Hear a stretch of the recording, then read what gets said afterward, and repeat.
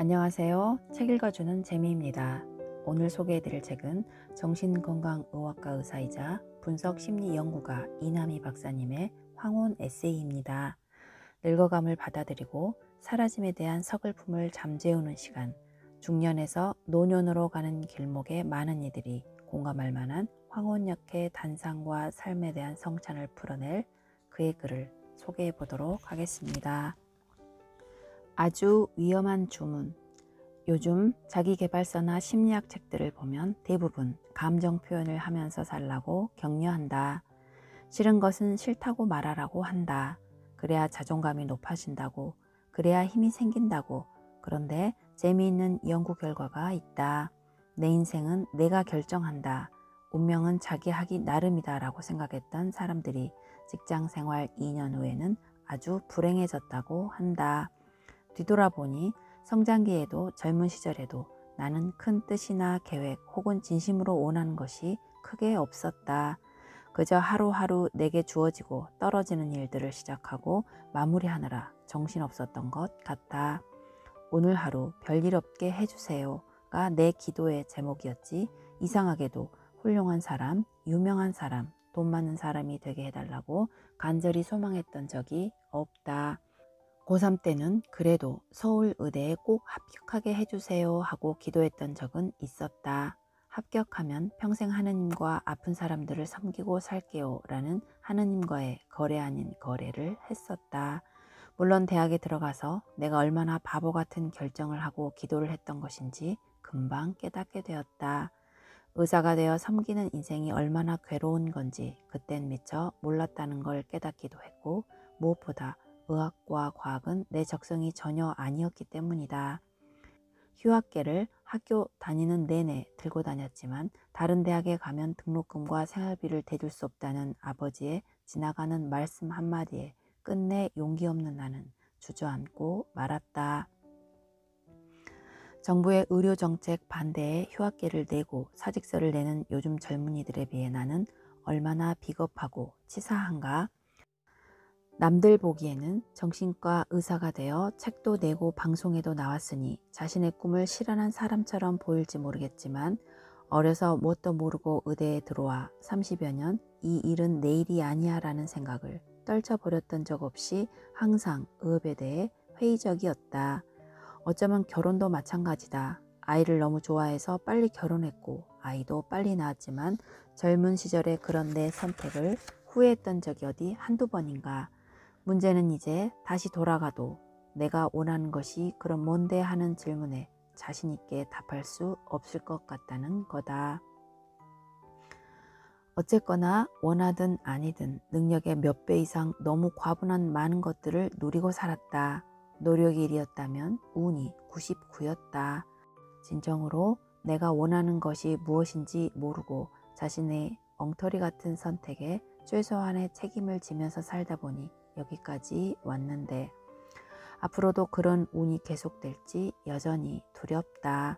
그러니 제발 젊은 사람들에게, 특히 무엇을 원하는지 모르는 사람들에게 내가 원하는 것을 하라는 참으로 아리송하고 쓸모없는 주문 같은 것은 하지 말았으면 예수님도 부처님도 그분들이 진정으로 원하시는 것만 하고 살지는 않았다. 하물며 우리 같은 어리석은 미물이 무슨 수로 나 하고 싶은 것만 하고 산단 말인가.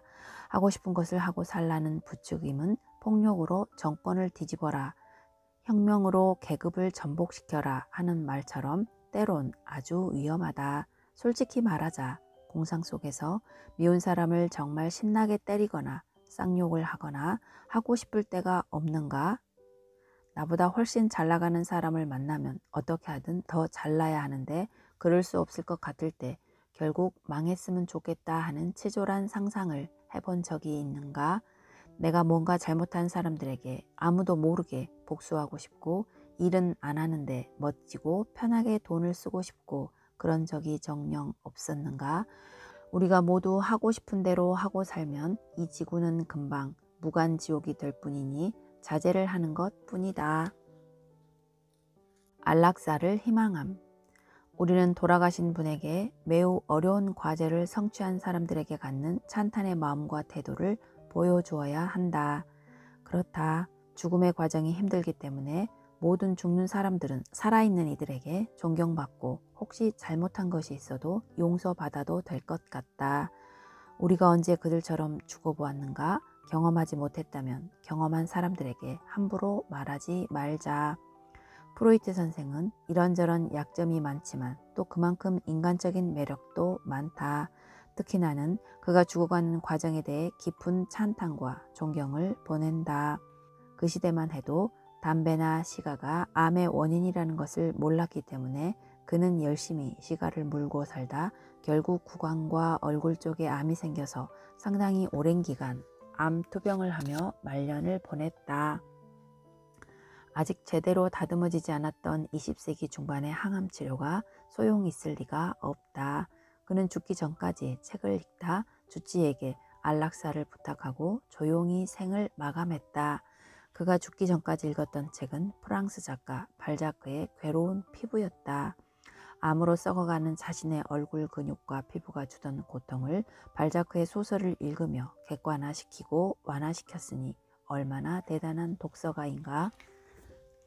혹시 프로이트가 유대인이니 하느님께 기도를 하지 않았을까 생각할 사람이 있을지 모르겠지만 우리의 상식과 달리 유대인들은 저 세상에 대한 구체적인 몽상에 빠지거나 죄를 용서받고 천국으로 가게 하는 특별한 의식을 치르는 경우가 많지 않은 것 같다. 특히 신의 존재를 끝내 인정하지 않았던 프로이트는 안락사를 결정하면서 사랑하는 딸 안나 프로이트도 부르지 않고 오로지 주치의와 둘이서 마지막 시간을 보냈다고 한다. 누군가에게도 기대지 않고 엉키지도 않았던 지극히 개인적인 인간이 아닌가 하는 생각이 든다. 그저 딸에게 이렇게 내가 잘 죽었다 전해달라고 부탁했다 하니 담담하게 죽음을 받아들이는 아버지에 대한 존경이 더 깊어졌을 것도 같다.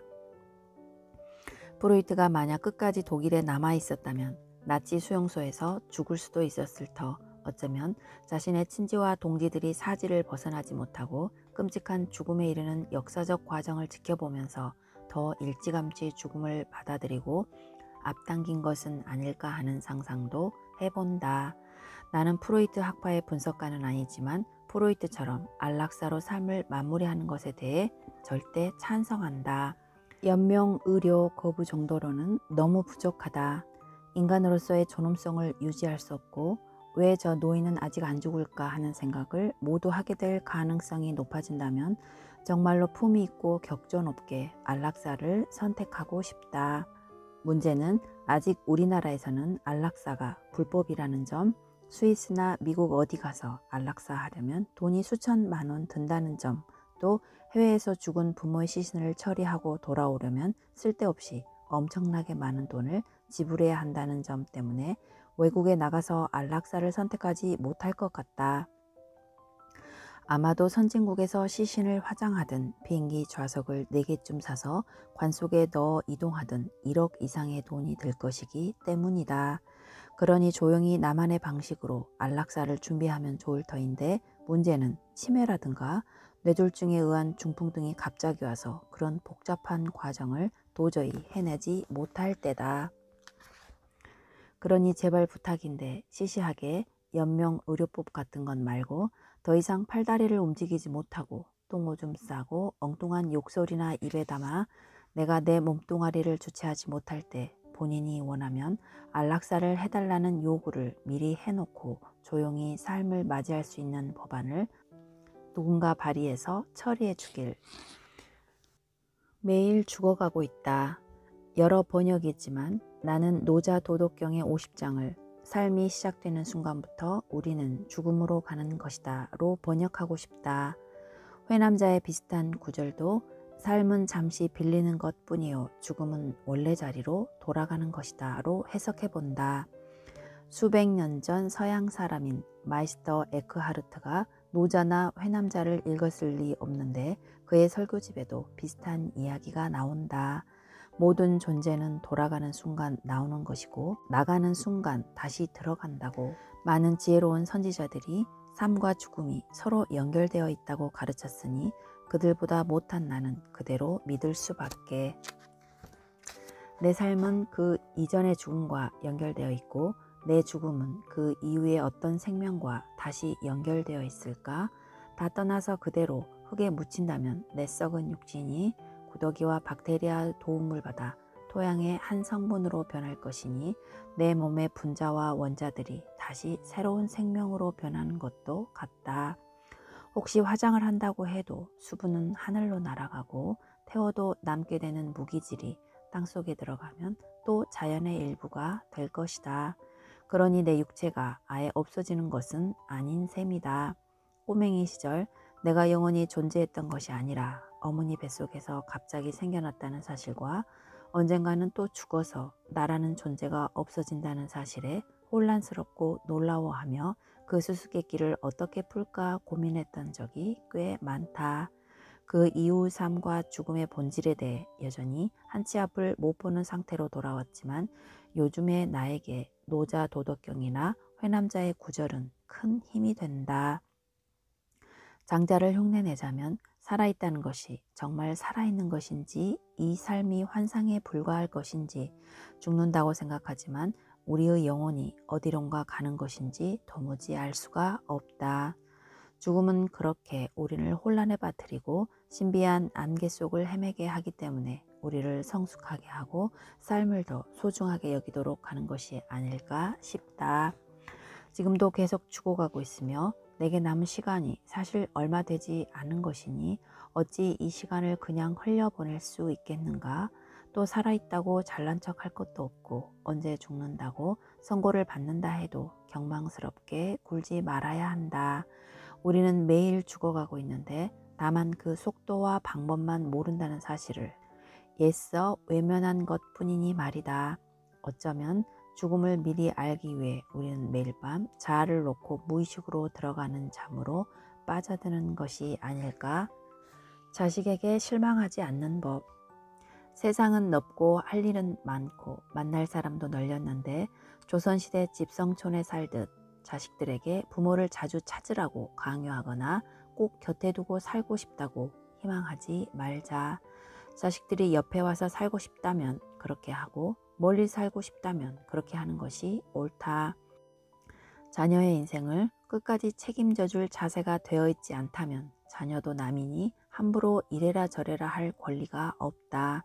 물론 부모의 입장에서는 그래도 젊은 자식들이 와서 눈 어두워 못하는 기계도 만져주고 만난 밥도 해주고 구석구석 손 안 가고 힘 붙이는 곳 청소도 해주길 바라게 될 수는 있다.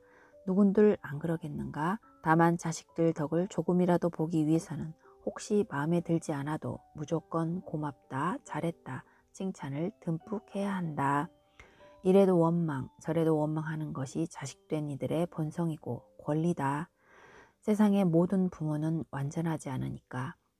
그러니 버리고 떠나지 않는 것만 해도 어딘가 기껏 부모에게 효도랍시고 열심히 했는데 여전히 과거처럼 잔소리하고 평가하고 비난하고 심지어는 이제는 독립된 성인 자녀에게 야단까지 치려고 든다면 부모에게 뭔가를 해주고 싶은 생각도 자주 만나고 싶은 생각도 사그러들 수 있다.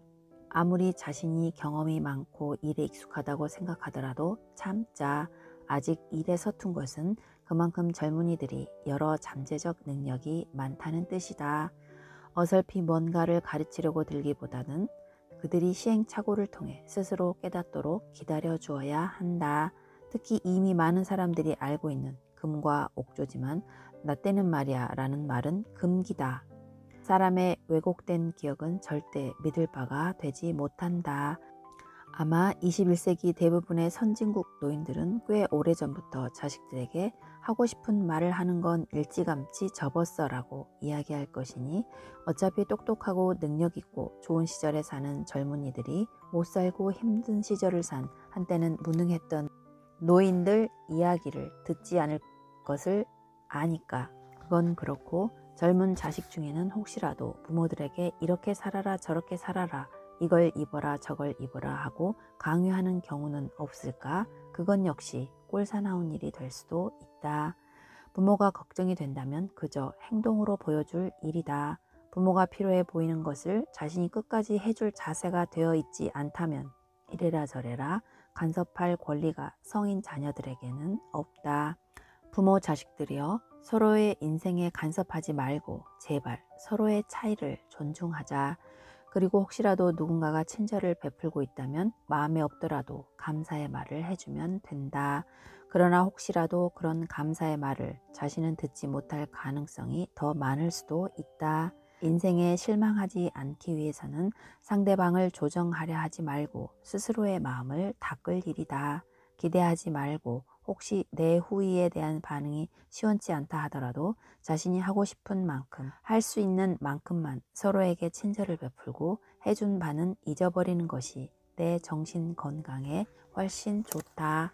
오로지 내가 할 일, 죽기 전에 후회하지 않는 사람 없고 돌이켜보면 억울한 부분 없는 사람도 없다. 그러나 모든 것에 여전히 분노하고 눈을 부릅뜨고 자신을 포함해 그 누구도 용서하지 못해 무거운 마음으로 생을 마감할 것인지 아니면 모든 것들이 내 집착과 무지에서 나온 것인 줄 깨달으려 노력하고 행복한 왕의 언어로 말하고 마음을 살피는 것, 즉 체념의 경지로 갈 것인지는 오로지 내 몫이다. 결국 작은 자아, 본능과 사회에 사로잡힌 컴플렉스를 버리고 우주와 합일하는 것이 진정한 의미의 자기 실현이고 개성화이다. 하지만 개성화는 명상이나 참선, 기도 같은 비세속적인 것으로만 성취되는 것이 아니라 소소한 일상에서 이루기가 더 어려운 법이다. 현실에서 지혜롭기가 산속에서 지혜롭기보다 훨씬 더 어려운 것이니 매 순간 어떤 장소에 가서든 자신과의 끈을 놓지 말고 주변에 휘둘리지 말아야 할 일이다. 밥상 차려주는 사람. 노년이 되면 가장 두려움 중 하나가 쓸모없습니다. 제 아무리 좋은 직장이라도 일단 은퇴하면 남았던 사람 중에 찾고 반기는 후배들이 드물다. 물론 존경하고 좋아하는 면도 있지만 그들 앞을 막고 걸리적거렸던 존재이기도 했으니까 그런 부정적인 감정은 없어도 일단 직장을 그만둔 이들에 대한 남아있는 이들의 관심은 빠르게 사라진다. 내 부모, 형제에게도 관심이 없는 세상인데 동료나 스승에게 무슨 관심이 얼마나 가겠는가? 그러니 직장에만 모든 에너지를 다 쏟은 이들이 은퇴하고 나면 일은 물론 사람 관계도 다 끊어지는 것 같아 그 허무함이 말할 수가 없다. 그렇다고 새삼스럽게 무언가를 시작하고 새 사람을 만나는 것도 쉽지가 않다. 젊을 때만큼 새로운 것을 배우고 익히는 것이 어렵기 때문이다. 그나마 주택관리사, 공인중개사 같은 자격증을 따고 일할 수 있는 노년은 큰 축복이다. 그만큼 머리와 몸이 움직인다는 증거니까 대부분은 새로운 환경 자체가 스트레스라서 집 밖을 나가는 것이 겁나기도 한다. 이럴 때 스스로 밥 잘하는 할머니 할아버지로 이름 붙이고 누군가에게 정성스러운 밥상을 차려주는 일을 즐겨 한다면 나름 노년은 축복이다. 꼭 자식에게만이 아니라 후원하는 고아들에게, 외로운 노인들에게, 노숙자들에게, 정신질환자들에게 나보다 처지가 못한 이들을 위해 음식을 준비하는 것만큼 숭고한 일은 없기 때문이다. 어려서 외할머니는 거지가 집을 두드려도 꼭 정갈한 밥상을 차려주었다는 이야기를 전설처럼 들었던 적이 있다. 내게 그런 외할머니는 성모 마리아나 관세음 보살의 현신처럼 보였고 지금까지도 평생의 롤 모델로 간직하며 살고 있다. 무엇보다 밥을 하는 행위는 계획하고 실행하는 과정이 상당히 섬세하고 때론 복잡할 수 있다. 물론 젊어서부터 부엌이라고는 들어가지 않던 사람이 새삼스럽게 도마를 앞에 두고 칼을 들면 어쩔 줄 몰라 황망할 수는 있다. 하지만 뭔가를 다듬고 썰고 씻고 무치는 행위들을 집중해서 하면 마치 참선하는 것처럼 마음을 비우는 데 도움이 된다. 또 누군가 내가 해주는 음식을 깨끗이 먹고 감사해야 한다면 성취감을 느끼고 그 대상과 끈끈한 유대감을 갖게 되기도 한다. 누구든 밥상을 차려주는 사람에게는 빚을 지는 것이니까. 지금도 365일 부엌에는 빠짐없이 들어간다. 아파도 들어간다. 먹고 살아야 하니까 정말 죽기 직전까지 음식을 스스로 해먹을 수 있을 정도로만 살 수 있다면 원이 없을 것 같다. 어쩌면 음식 차리기란 대소변 내보내는 것을 제외하고는 인간으로서 할 수 있는 최후의 창조적 행위이며 사실은 참 숭고한 일이 아닌가 싶다. 어른답게 말하기. 귀는 열고 입은 닫고 지갑은 열고. 한때 좀 깨었다 하는 노인들이 금과 옥조처럼 외치던 모토다. 한마디로 말해 젊은 사람들 하는 소리 말없이 듣고 돈이나 내면 된다는 주문인데 너무 믿다가는 그냥 우스운 노인이 될 수도 있다. 돈은 참 많이 쓰는데 돌아서면 비웃음 혹은 배제의 대상이 된다면 참 허망할 터이다. 쉽게 말해 호구다. 그렇다면 어떻게 해야 호구가 되지 않을까? 첫째, 이제는 알만한 사람은 아는 얘기겠지만 돈으로 관객, 아첨꾼을 사지 말 것. 내가 돈을 냈으니 너희들은 내 이야기를 들어라 하고 혼자 떠들다 보면 관계는 사라지고 대신 돈 받고 억지로 들어주는 관객만 남는다. 반대로 무조건 입은 닫고 돈만 쓰는 건 역시 젊은 사람들에게 무시당할 가능성이 있다. 좀 모자란 노인네 취급을 당할 가능성이 있다. 어차피 아무 말도 안 하시니까 우리 마음대로 무시해도 돼 하고 말이다. 말의 양도 문제지만 질, 즉 언제 무엇을 어떻게 이야기하느냐가 진짜 관건이다. 일단 지금까지 살아온 나에 대해 하고 싶은 이야기는 좀 참자. 내 경험을 나누어주면 좋을 것 같지만 들을 귀가 없는 사람들에게는 내 입만 아프다. 젊은이들과 좋은 관계를 맺겠다는 지나친 의욕은 버릴 것. 늙은이들에게 중요한 이야기가 젊은이들에게도 중요하다는 보장이 없기 때문이다. 상대방은 자기 삶을 살기도 바쁜 젊은이일 뿐이니 나의 마음을 풀어줄 정신과 의사나 나의 팬이 되는 것을 기대하지 말자. 그러니 묻기 전에 자기 이야기를 먼저 풀어낸 것은 될수록 자제할 것. 이야기가 그리 하고 싶다면 돈 주고 정신과 의사를 찾는 게 낫다. 만약 자신의 이야기를 상대방이 싫어한다면 정말 필요한 불행한 이들에게 자선을 베풀고 그들과 함께 식사라도 함께 하는 것이 훨씬 낫다. 둘째, 상대방이 나이가 어리든 경험이 일천하든 돈이 없든 일단 이야기를 건성으로 듣지 말고 내가 해봐서 아는데 하는 식으로 말을 자르지 말고 일단 관심과 호기심을 보일 것. 인간의 뇌는 자신에 대해 이야기하고 자신에 대해 관심을 가질 때 훨씬 호기심을 느낀다. 감정 노동이 필요한 건 결국 내 감정은 돌보지 않고 상대방 감정만 돌보기 때문인데 상대방 감정은 주로 그들의 말로 나오고 그들의 얼굴로 표현되는 것이고 남의 말과 얼굴을 참아줘야 한다는 것은 아주 자주 고역이다. 감정 노동에 돈을 내는 이유다. 그렇다고 입을 항상 닫고 지내면 항상 화내고 있는 노인으로 오해받을 수도 있다. 특히 아랫사람이 먼저 인사를 해야지, 아랫사람이 먼저 문을 열어줘야지, 아랫사람이 어른은 어떻게 생각하냐고 물어봐야지 하고 생각하면서 산다면 곧 실망으로 세상을 떠나고 싶게 된다. 어른이니까 먼저 상대방에게 인사를 해주고 어른이니까 양보하는 모범을 보이고 어른이니까 당신들 의견은 무엇인지 먼저 물어봐 줘야 한다. 젊은이들 흉내를 어설프게 내서 경박한 농담을 하거나 친밀함을 표시한다고 신체 접촉을 하는 것이 젊은이들과의 거리를 가깝게 하는 것이 아니다. 그렇다면 노인들은 매일 고개를 숙이라는 말인가? 나는 젊은 사람들에게 가르치고 싶은 게 많고 내가 쌓아온 것을 전수하고 싶은데 입을 닫으란 말인가? 일단은 경험에서 나온 원칙들이 있다. 배우고 싶은 후배나 제자들에게만 전수해 줄 것. 배우고 싶지 않은 사람들에게 입 아프게 이야기해야 원수가 되기 십상이다. 둘째, 때를 잘 살필 것. 지금 배우고 싶지 않은 사람에게 당장 하라고 불호령을 내렸다간 요즘 세상엔 미친 노인네 취급을 받을 수 있다.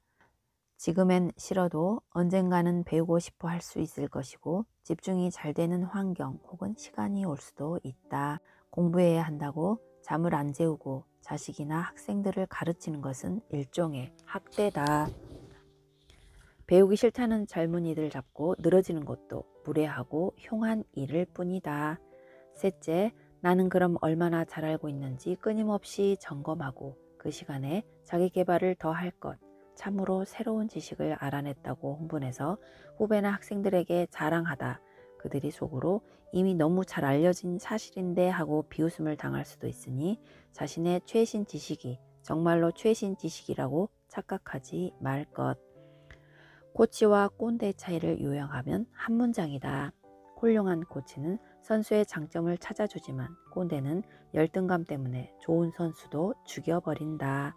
어디 가서 꼭 지적질만 하고 있는 배우는 사람들 사기를 꺾고 있다면 100% 꼰대이고, 어디 가도 잘 칭찬해서 누군가의 사기를 진작시키고 있다면 죽을 때까지 훌륭한 코치다. 물론 요즘엔 남들의 단점만 찾는 꼰대가 너무 많다. 맞춤법도 모르고 문해력도 없고 문법도 모르면서 꼰대질하는 댓글들을 읽고 있자면 틀림없이 초등학생이나 중학생 같은데 꼰대짓을 하는 이들이 보인다. 꼰대는 아니더라도 원래 뇌가 서서히 퇴화하면 쓸데없는 소리, 불필요한 소리를 점점 더 많이 하면서 안 해도 될 잔소리를 하게 된다. 스스로가 말을 해놓고도 잊어버리거나 그 내용에 대해 자신이 없기 때문에 자꾸 확인하는 것이다. 머리가 빨리빨리 돌아가지 않고 단기 기억력이 쇠퇴해서 이미 했던 이야기를 몇 분 있다 다시 하는 일이 비일비재하다. 이야기를 느려 하다 보면 자신이 왜 그 주제를 꺼냈는지도 모르고 거의 자유연상처럼 말은 먼 산으로 간다. 젊은 사람들도 나이 든 사람들이 자신의 이야기 중간에 낄 때 화를 내는 이유를 미리 알면 아마 좀 더 조심할 수도 있겠다. 괜히 중간에 말을 끊으면 처음부터 다시 들어야 한다든가 혹은 논리적 인과관계를 놓치고 더욱 횡설수설할 수도 있으니 더 당황스럽다. 나쁜 자기 머리 탓하지 않고 중간에 버릇없이 끼어든 젊은 사람들에게 화를 낼 수도 있으니 애먼정 맞지 말고 잘 관찰하시라. 말도 서로 좀 통할 때 주거니 받거니 하는 것이니 그럴 가능성이 별로 없어 보이면 가능한 한 빨리 이야기를 끝내는 것이 더 이익일 수 있다. 머리가 쓸만한 사람들은 똑같은 소리 혹은 비논리적인 헛소리만 하는 사람들을 피하게 되니 그들로서는 말은 점점 많아지는데 외로움은 배가 된다. 가끔 책방이나 길거리를 다니다 보면 혼잣말하는 노인들이 참 많이 본다. 가슴이 아리다.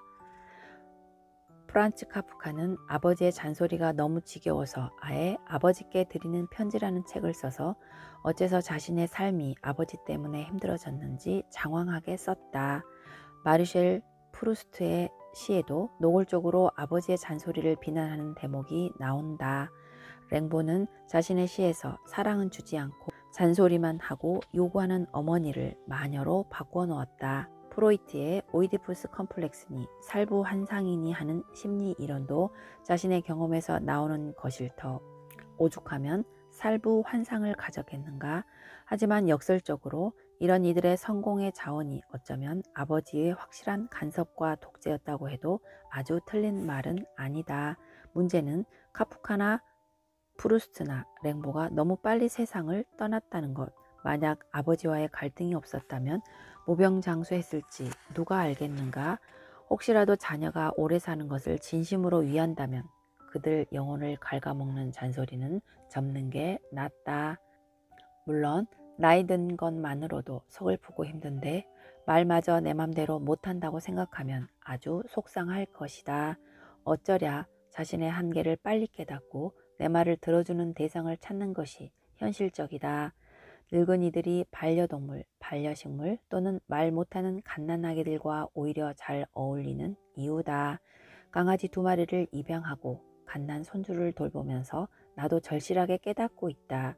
그들은 어른의 말을 하지 못하니 내가 한 말이 말이 되는지 말이 안 되는 말인지 따지지 않는다. 아이와 강아지와는 말할 필요 없이 눈만 바라보아도 마음이 통하고 사랑할 수 있다. 그들은 내가 준 사랑보다 몇 배로 훨씬 더 나를 행복하게 해준다. 이것이 사랑의 정수가 아니고 무엇이란 말인가. 참 사랑은 참으로 모든 말을 우습게 만든다. 말 같지 않은 말만 하고 있는 사람들은 말을 버려라. 그리고 온몸으로 누군가를 사랑하라. 우리의 몸뚱아리는 세상의 무엇인가를 위해 쓰라고 잠시 우주가 우리에게 선사한 우연한 현상이자 거치대일 뿐이다. 지금까지 시청해 주셔서 감사합니다.